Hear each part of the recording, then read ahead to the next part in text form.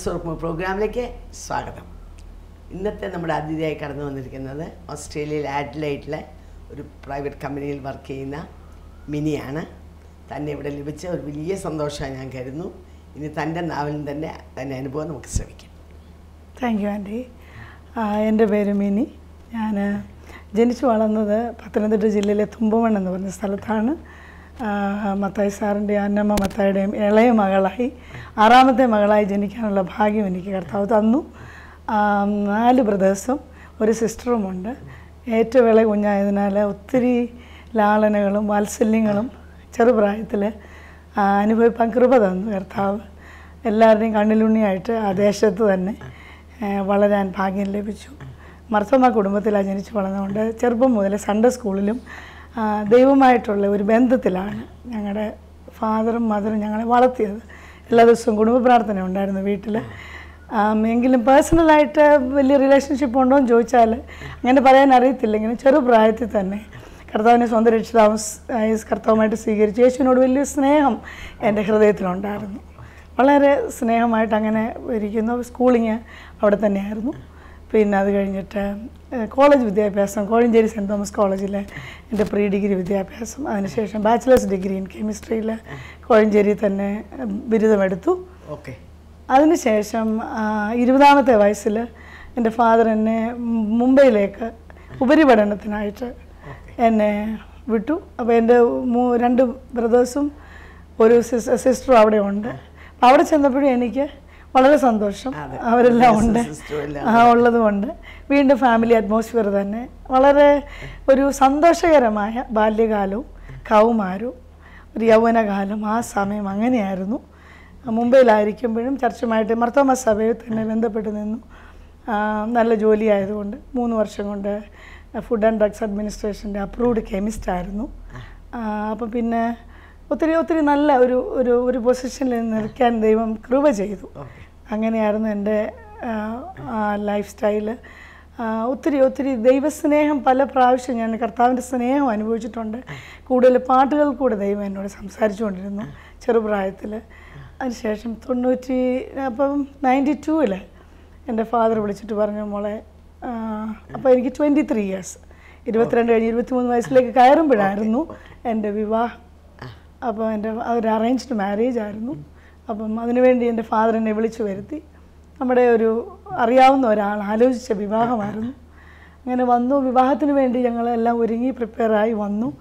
അപ്പം അന്ന് ആത്മീയമായിട്ട് എനിക്ക് എൻ്റെ വിചാരം മുഴുവനും ഞാനൊരു പാപിയല്ല, കാരണം പാപം ചെയ്യുന്നില്ല, ഞാൻ വേറെ മോശമായ സ്വഭാവങ്ങളിലൊന്നും പോകുന്നില്ല, അതുകൊണ്ട് എനിക്ക് പ്രത്യേകമായി പ്രാർത്ഥിക്കേണ്ട, എനിക്കൊരു നല്ല ഹസ്ബൻഡിനെ ലഭിക്കും. എൻ്റെ മാതാപിതാക്കൾ പ്രാർത്ഥിക്കുന്നുണ്ടായിരുന്നു. അങ്ങനെ എന്തായാലും കല്യാണം ആലോചിച്ചു. വേറൊരു സ്റ്റേറ്റിലുള്ളവരാണ്, പക്ഷെ നാട്ടിലുള്ളവർ പോണ്ടിച്ചേരി ബോൺ ആൻഡ് ബ്രോട്ടപ്പ് ആയിട്ടുള്ള റോബി തോമസുമായിട്ട് പെട്ടെന്ന് 92 നവംബർ 16 വിവാഹം കോഴഞ്ചേരി വെച്ച് തന്നെ മംഗളമായിട്ട് എല്ലാവരും കൂടി ചേർന്ന് വളരെ പെട്ടെന്നായിരുന്നു. ഇതിനിടയ്ക്ക് തടസ്സങ്ങളെ കൊണ്ടുവന്നിരുന്നു കർത്താവ് കൊണ്ടുവന്ന്, നമുക്കൊന്നും അറിയത്തില്ല. എന്നാൽ ഇതിനെയൊക്കെ അതിജീവിച്ച കല്യാണം വേഗം നടന്നു. അങ്ങനെ 92 നവംബർ 16 കല്യാണം നടന്നു. 1 ആഴ്ച ഞങ്ങൾ നാട്ടിലുണ്ടായിരുന്നു. അതിനുശേഷം പോണ്ടിച്ചേരിക്ക് മടങ്ങി. അതുവരെ കുഴപ്പങ്ങളൊന്നുമില്ല. വളരെ നിങ്ങൾക്കറിയാമല്ലോ, ഒരു യൗവനക്കാരി ഒത്തിരി സ്വപ്നവുമായിട്ട് കുടുംബജീവിതത്തിലേക്ക് പ്രവേശിച്ച ഞാൻ അവിടെ ചെന്ന് റിസപ്ഷൻ പാർട്ടി ഉണ്ടായിരുന്നു. റിസപ്ഷൻ പാർട്ടിയിൽ വളരെയധികം മിടുക്കനും സുന്ദരനും 6 അടി പൊക്കം, വളരെ സൗന്ദര്യമുള്ള, നമ്മൾ പുറമെയാണ് അന്ന് നോക്കിയത്. അപ്പോൾ അദ്ദേഹത്തിന് മദ്യപാനം എന്നൊരു ആസക്തി അദ്ദേഹത്തിൽ ഉണ്ടായിരുന്നുവെന്ന് ഞങ്ങൾക്ക് ആർക്കും അറിയത്തില്ലായിരുന്നു. ഒരു ചെറിയ ഹിൻഡ് പോലും ഞങ്ങൾക്ക് ഉണ്ടായിരുന്നില്ല. പക്ഷേ അദ്ദേഹം ആ റിസപ്ഷൻ പാർട്ടി കഴിഞ്ഞിട്ട് അദ്ദേഹം മദ്യപിക്കാനിടയായി. അപ്പം ഞാൻ ഒരു 10 ദിവസം ഇതായിട്ടേ ഉള്ളൂ.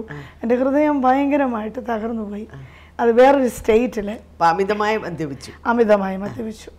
തിരിച്ചറിയാൻ വയ്യാത്ത രീതിയിൽ മദ്യപിച്ച് വല്ലാത്തൊരവസ്ഥയിലേക്ക് അദ്ദേഹമായി. അതിനുശേഷം പിന്നെ അതിനെക്കുറിച്ച് സംസാരിച്ചപ്പോൾ അങ്ങനെ സംസാരിക്കുന്ന ഇഷ്ടമില്ലാതായി. അങ്ങനെ ആദ്യത്തെ ദിവസങ്ങളിൽ തന്നെ ഞങ്ങളുടെ കുടുംബജീവിതത്തിൽ വളരെ സ്വാരസ്യങ്ങൾ ഉണ്ടാകാനിടയായി. അപ്പം എന്ത് ചെയ്യണമെന്നറിയാതെ ഞാൻ പതറി നിൽക്കുന്ന സമയങ്ങളായിരുന്നു. വളരെയധികം പതറെന്ന് വെച്ച് കഴിഞ്ഞാൽ എൻ്റെ ഹൃദയം എനിക്ക് ആരോടും ഒന്നും സംസാരിക്കാനില്ല. പല സ്വപ്നങ്ങളും തകരുക, പല സ്വപ്നങ്ങളും ഒരു വളരെ സ്വപ്നമായിട്ട് ഒരു യൗവനകാലത്തിലേക്ക് കയറി എനിക്ക് പെട്ടെന്ന് ഇത് വന്നപ്പോഴെനിക്ക് താങ്ങാവുന്നതിനപ്പുറമായിരുന്നു. എങ്കിലും എൻ്റെ ഹൃദയത്തിൽ ഒരു ഇതുണ്ട്, കർത്താവ് ഇതിനകത്ത് ഒരു നീക്കുപോക്ക് തരുമെന്നുള്ള ഒരു പ്രത്യാശയോടെ. എനിക്കറിയത്തില്ല, എന്നെ ഒരു ധൈര്യമുള്ള കുട്ടിയായിട്ട് എൻ്റെ ഫാദർ എന്നെ വളർത്തിയത്. അപ്പം മാത്രമല്ല ദൈവത്തിൻ്റെ ഒരു സ്നേഹം എന്നിൽ എപ്പോഴും ഉണ്ടായിരുന്നു. അപ്പം എനിക്ക് അതിനെ അതിജീവിക്കാൻ എങ്ങനെയോ ദൈവം കൃപ തന്നു. അപ്പം നാട്ടിലൊന്നും അറിഞ്ഞില്ല. അപ്പം അദ്ദേഹം ലീവ് കഴിഞ്ഞ് മടങ്ങിപ്പോയി. പിന്നെ ഞാൻ അവിടെ എവിടെയാണ് ജോലി? അദ്ദേഹം ദോഹയിലായിരുന്നു ആ സമയത്ത്. ദോഹയിൽ നല്ലൊരു ജോലിയിൽ ഇരിക്കുമ്പോഴാണ് കല്യാണം നടന്നത്. അത് കഴിഞ്ഞപ്പോൾ ഞാനിവിടെ കമ്പ്യൂട്ടർ NITയിൽ പഠിക്കാൻ വേണ്ടി ജോയിൻ ചെയ്തു. മദർ ഇൻ ലോയ്ക്ക് എന്നെ വളരെ സ്നേഹമായിരുന്നു. അപ്പം വളരെ അന്നേരം ഒരു വർഷം അങ്ങനെ പെട്ടെന്ന് പോയി. പിന്നെ അദ്ദേഹം ദുബായിലേക്ക് വന്നു. ദുബായിലേക്ക് വന്ന് എന്നെ പെട്ടെന്ന് തന്നെ 94 ആയപ്പോഴത്തേന് എന്നെ കൊണ്ടുപോകാനിടയായി. പിന്നെ സംഭവങ്ങളുടെ ഒരു പരമ്പര തന്നെ. പിന്നെ എൻ്റെ ജീവിതത്തിൽ വളരെ എനിക്ക് ഡിസ്ക്രൈബ് ചെയ്യാൻ പറ്റാത്ത രീതിയിൽ ആദ്യകാലങ്ങൾ കുറച്ച് ദിവസങ്ങൾ, ഐ തിങ്ക് ഒരു 1 or 2 months he was very much okay. അതിനുശേഷം എല്ലാ മൺഡേ ടു തേഴ്സ്ഡേ വളരെ ഓക്കെ ആയിരിക്കും. എന്നാൽ തേഴ്സ്ഡേ ഈവനിങ് തുടങ്ങുന്ന മദ്യപാനം ഫ്രൈഡേ മുഴുവനും, സാറ്റർഡേ ചിലപ്പം ജോലിക്ക് പോകാത്ത രീതിയിൽ ആകുന്ന ഒരവസ്ഥ വരെ അനേക പ്രാവശ്യം എത്തി. അപ്പോൾ ഈ കുടിക്കുമ്പോഴാണ് പുള്ളിക്ക് പ്രശ്നം? കുടിക്കുമ്പോഴാണ് കൂടുതലാവുന്നത്. അല്ലാത്തപ്പോഴും ആദ്യം തൊട്ടേ 2 കൾച്ചറുള്ള ഒരു ലൈഫ് സ്റ്റൈൽ ആയതുകൊണ്ട് ഞങ്ങൾക്ക് വലിയ ബുദ്ധിമുട്ടായിരുന്നു. പക്ഷെ കുടിക്കുമ്പോൾ ഇത് ഭയങ്കരമായിട്ട് കൂടുകയും മാനസികമായും ശാരീരികമായും എല്ലാ രീതിയിലും എന്നെ ടോർച്ചർ ചെയ്യുന്ന ഒരവസ്ഥയിലേക്ക്, വളരെയധികം ക്ലേശപൂർണമായ ഒരു ലൈഫിലേക്ക് ഞാൻ എത്തിച്ചേർന്നു. എനിക്ക് ചെന്ന ഒരു 8ാമത്തെ ദിവസം തന്നെ ജോലി കിട്ടി അവിടെ. അപ്പം ജോലിയുമുണ്ട്. എന്നാൽ മനസ്സിന് സാറ്റർഡേ ഫ്രൈഡേ എല്ലാവരും അവിടെ സന്തോഷിക്കുന്നത്, എല്ലാവരും ഒന്ന് വെളിയിൽ പോയി അല്ലെങ്കിൽ ചർച്ചിൽ പോയി. അപ്പോൾ എനിക്ക് അങ്ങനെയുള്ള അവസരങ്ങളെല്ലാം അങ്ങനെ നിഷേധിക്കപ്പെട്ടു. ഞാനങ്ങ് വളരെ തളർന്ന്, എനിക്ക് ആരോടും സംസാരിക്കാൻ പറ്റത്തില്ല. എൻ്റെ പേരൻസിനെ വിളിച്ചെനിക്ക് പറയാൻ എനിക്ക് വളരെ ബുദ്ധിമുട്ട്. അവർ വളരെ പ്രതീക്ഷയോടെ കല്യാണം നടത്തി വിട്ടിട്ട് ഇങ്ങനൊരവസ്ഥയായല്ലോ എന്ന് ചിന്തിച്ച് അങ്ങനെയുള്ള ഓരോ മിനിറ്റും. പക്ഷേ ഞാൻ കണ്ണുനീരോട് അന്നും പ്രാർത്ഥിക്കും. എന്നാൽ അന്ന് ഞാൻ സ്നാനപ്പെട്ടിട്ടില്ല.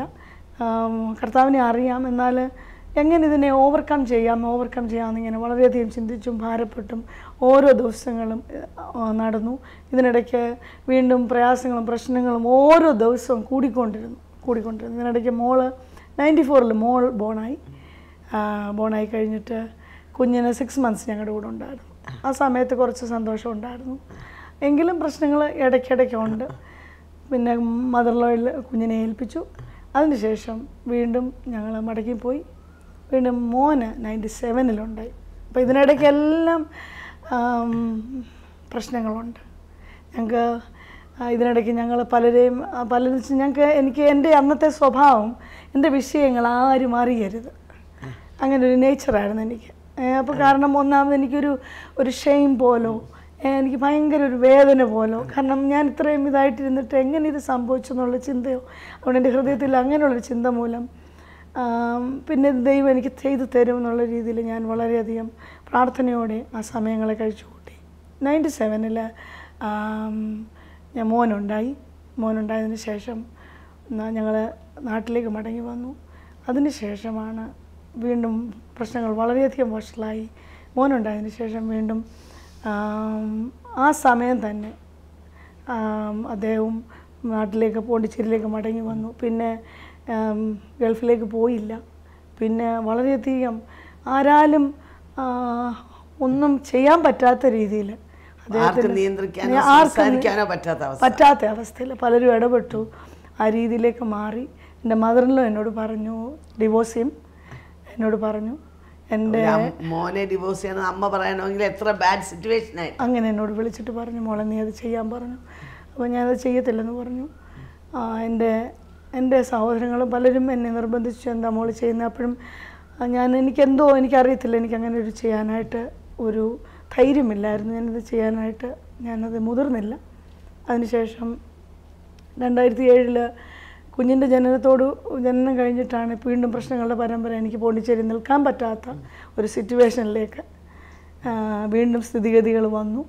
അതിനുശേഷം ഞാൻ കുറച്ച് നാൾ തന്നെ എൻ്റെ കുഞ്ഞുങ്ങളുമായിട്ട് ഞാൻ ബോംബെക്ക് പോയി.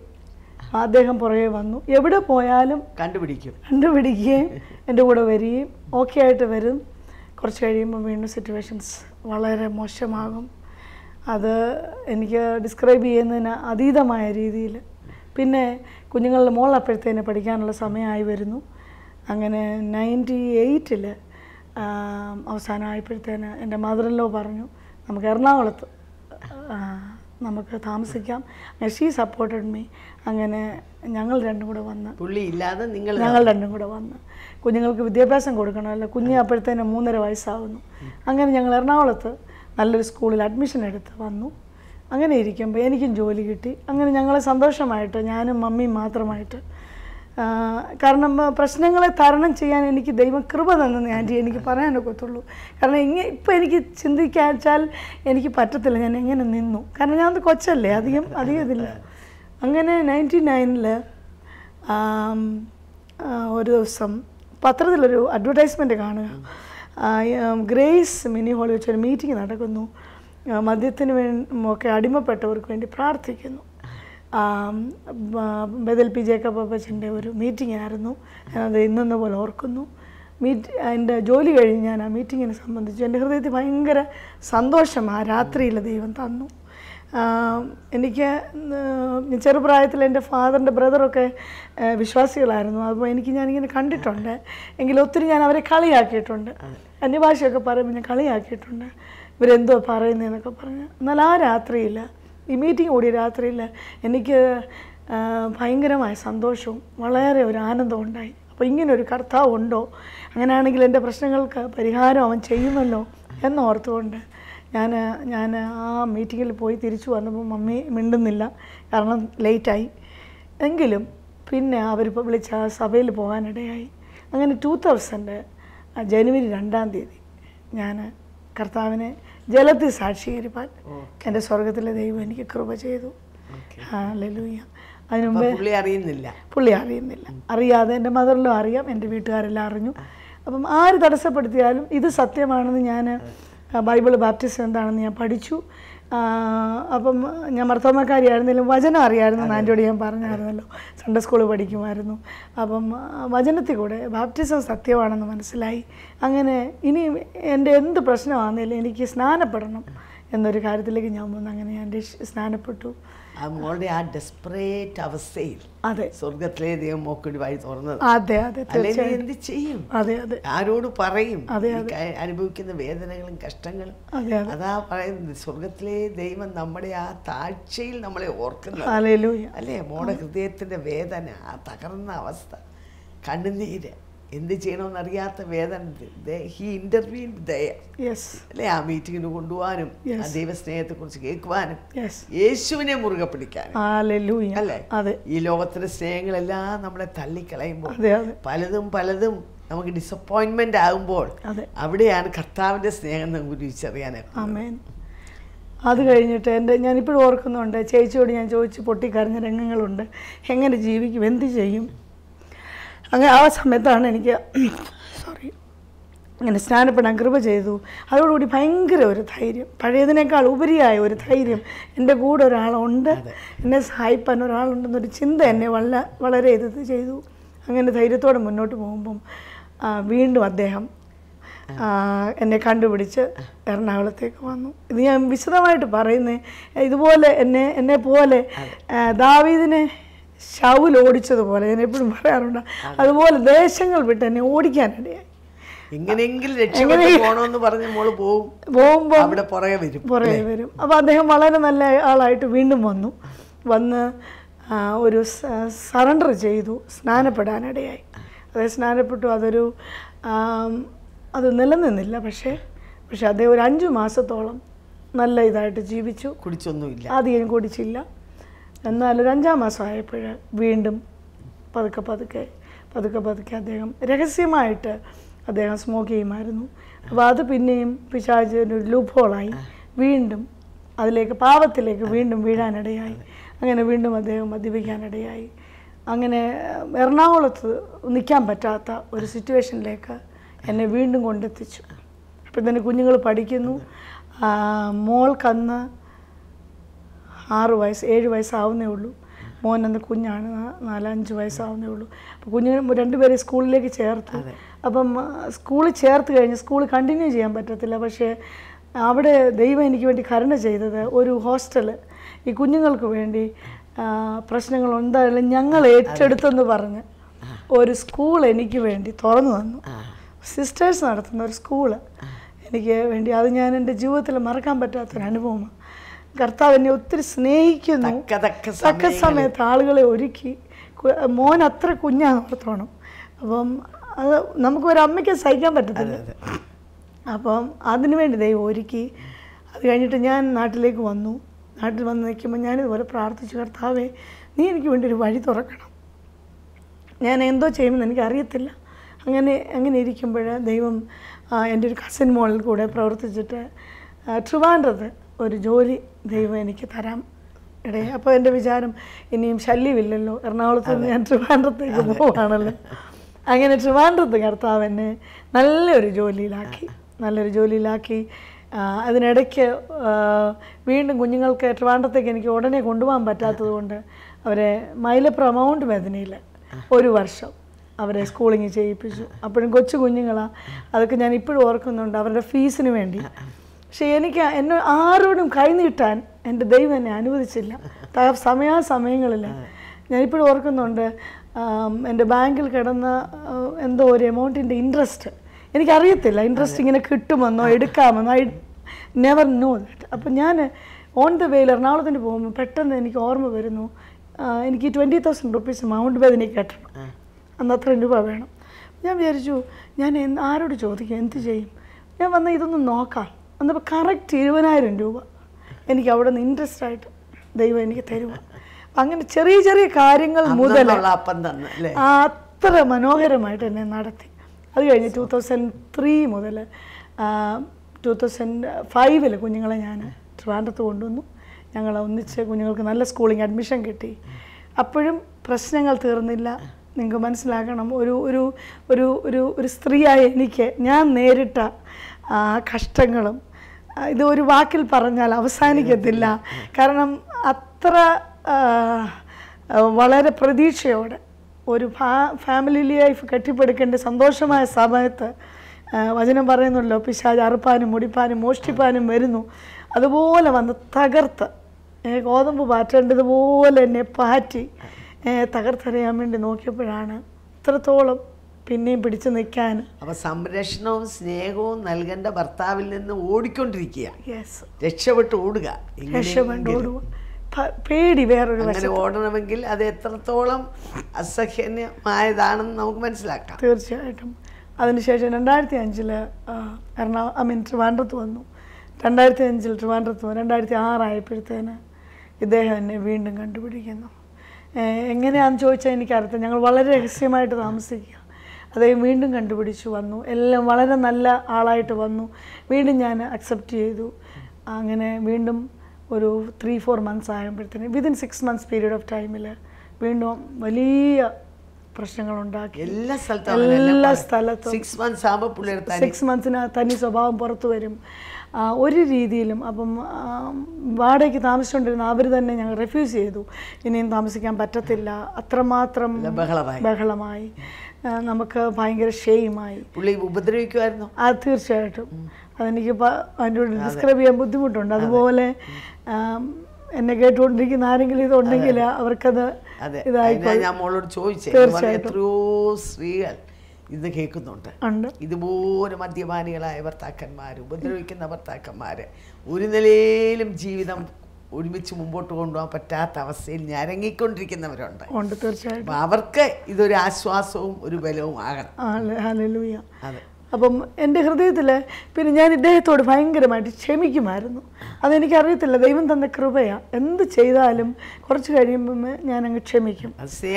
സ്നേഹമകത്തുള്ളത് കൊണ്ട് സകലവും സഹിക്കുന്നു, സകലവും ക്ഷമിക്കുന്നു, അല്ലേ? ദീർഘമായി ക്ഷമിക്കുന്നു. ഹല്ലേലൂയ. അതിനുശേഷം അങ്ങനെ 2006 അത് കഴിഞ്ഞിട്ട് പിന്നെ അപ്പോഴത്തേനെ കുഞ്ഞുങ്ങൾ വളർന്നു. മോൾക്കപ്പോഴത്തേന് 12-14 ഇയേഴ്സുള്ള ഇപ്പോഴത്തേന് കുഞ്ഞുങ്ങൾ അവർ വല്ലാത്ത ഒരു പ്രതിസന്ധിയിലായി. കുഞ്ഞുങ്ങൾക്ക് കാരണം സ്കൂളിൽ വരെയും വന്ന് പ്രയാസം ഉണ്ടാക്കുന്ന രീതിയിൽ ബുദ്ധിമുട്ടുകൾ ഉണ്ടായപ്പോഴത്തേന് കുഞ്ഞുങ്ങൾ തകർന്നു പോയി. അവർക്കത് താങ്ങാൻ പറ്റുന്നതിലപ്പുറമായിരുന്നു. അപ്പം കുഞ്ഞുങ്ങൾ പറഞ്ഞു ഇനി നമുക്കിങ്ങനെ ഒരപ്പായ പ്രയാസം. അങ്ങനെ ഞങ്ങൾ അദ്ദേഹത്തിൽ നിന്ന് ഒരു സെപ്പറേഷൻ തന്നെ പിന്നുള്ള സമയങ്ങളിലേക്ക് മാറി. അങ്ങനെ പിന്നെ കോണ്ടാക്ട്സ് ഇല്ലാതെ അങ്ങനെ മാറാനിടയായി. പിന്നെ നിങ്ങൾ ട്രിവാൻഡ്രത്ത് എവിടെ പോയി? ട്രിവാൻഡ്രത്തുനിന്ന് അങ്ങനെ 2007 അങ്ങനെ ഇങ്ങനെ ജീവിതം പിന്നെയും മുന്നോട്ട് പോവുക. വേറൊരു വീട്ടിലേക്ക് വീണ്ടും മാറി. അപ്പോഴും അവിടെയും അദ്ദേഹം വൺ മോർ ടൈം. അപ്പം ആൻറ്റി ചിന്തിച്ചോണം എത്ര സ്ഥലങ്ങളിലേക്ക് ഞാൻ ഓടി, എത്ര ജില്ലകളിൽ ഓടി, അതുപോലെ ഓടി. ഇപ്പം എനിക്ക് ചിരിക്കാൻ പറ്റും, പക്ഷെ അന്ന് എൻ്റെ തകർന്ന അവസ്ഥ എന്ന് മാത്രം. എൻ്റെ കർത്താവ് എന്നെ സ്നേഹിച്ച സ്നേഹം, അത് എന്നെ കേൾക്കുന്നവരോട് പറയാനുള്ളത്. യേശു എന്നെ ആ സ്നേഹിച്ച സ്നേഹം അത്രമാത്രം വലുതായിരുന്നു.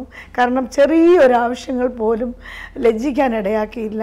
ഒരിടത്ത് ഒരു ഭർത്താവിൻ്റെ സ്നേഹം നിഷേധിക്കപ്പെട്ടപ്പോൾ ഒരു അപ്പനായി, അമ്മയായി, ഭർത്താവായി, എൻ്റെ എല്ലാമായി എൻ്റെ കർത്താവ് തീർന്നപ്പോൾ ഞാൻ എന്താ പറയുന്നത്, ആ കരങ്ങളിൽ ഭയങ്കരമായിട്ട് സുരക്ഷിതയായിരുന്നു.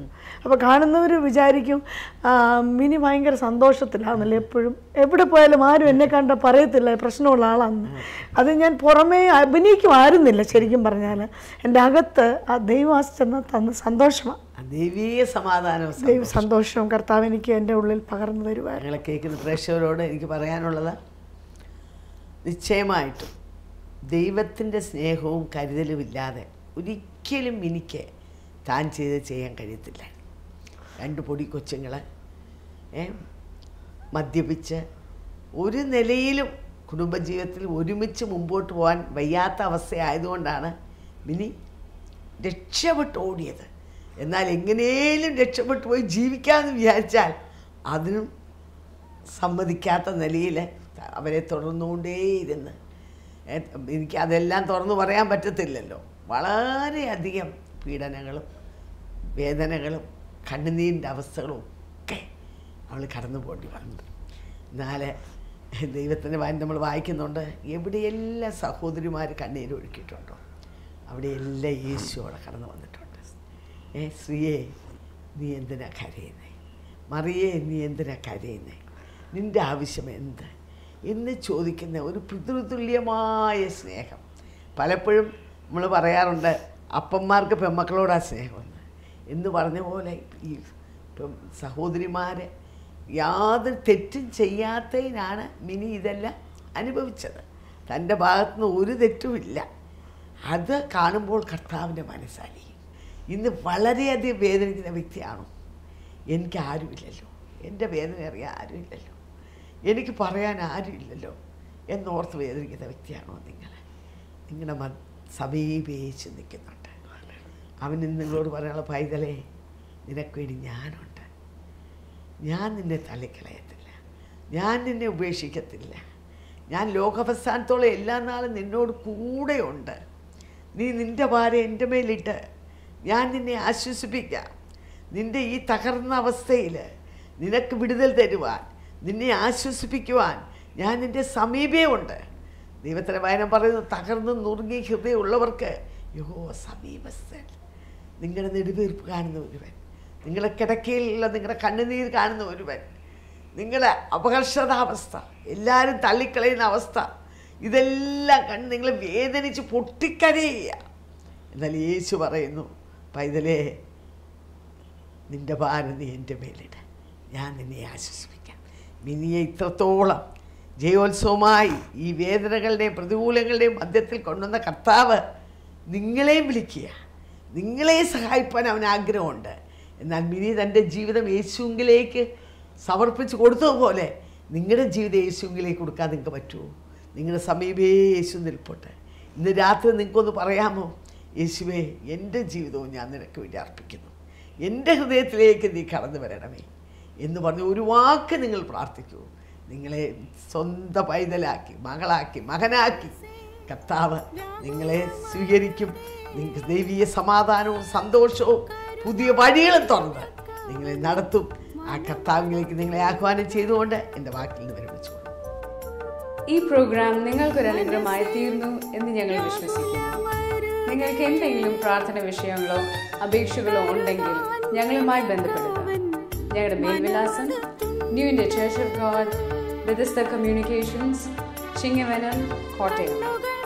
Phone number 0481-243-0329.